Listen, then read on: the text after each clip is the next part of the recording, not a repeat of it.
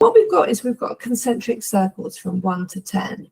So what people can do is they can rate themselves on that 1 to 10, where 1 is low and 10 is high, and think, okay, so looking at it through the lens of a pitch scenario, my purpose is to win. My purpose is to really demonstrate the expertise of our brand and differentiate ourselves from other agencies who are also pitching. So the purpose is clear.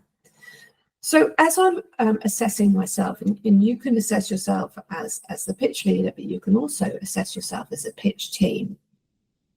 Breaking it down, you've got your self-awareness, you've got your expertise and your authenticity. So self-awareness, do I know what my pitch strengths are? Am I clear on, when I'm standing at the front of the room, what are the qualities that the prospective client is going to go, wow, we need them.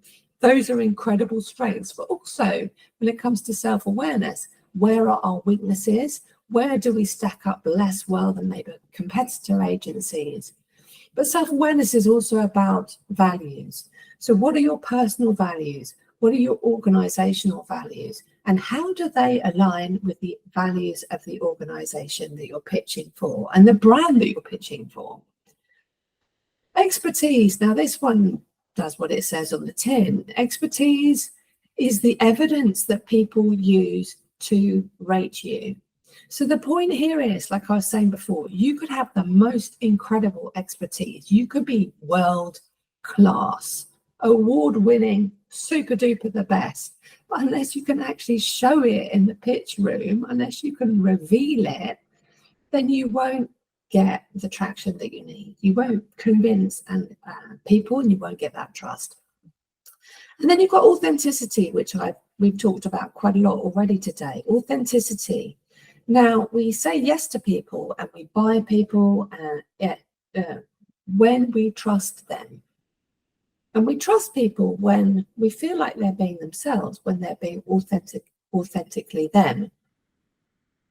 So authenticity is key, but like I mentioned before, it's not about just letting it all hang out, because I've seen lots of people authentically pitching in a really bad way, saying inappropriate things, not flexing to their audience, not having the emotional intelligence to be able to adjust, and just not connecting. So those are 3 internal components there. We've got self-awareness, expertise, and authenticity. Now I'm just going to pause for a minute and check in with you, and before we then move on to the 3 external components. Is this something that is learned or can be taught, or is it something that's kind of innate, or are there innate people that you can learn to be